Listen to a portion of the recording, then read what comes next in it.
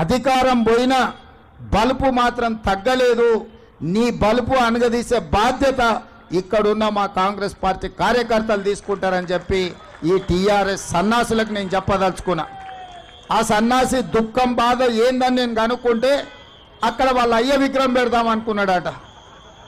వాళ్ళ అయ్య పోయేదెప్పుడు, వీడు పెట్టేదెప్పుడు అక్కడ విగ్రహము?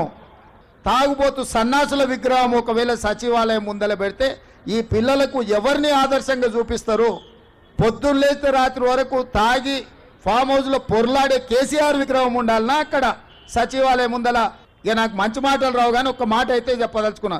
ఎవడైనా శాతనైతే వచ్చి రాజీవ్ గాంధీ విగ్రహం మీద చేయి పెట్టండి బిడ్డ, చెప్పు దిగకపోతే చూస్తా నేను.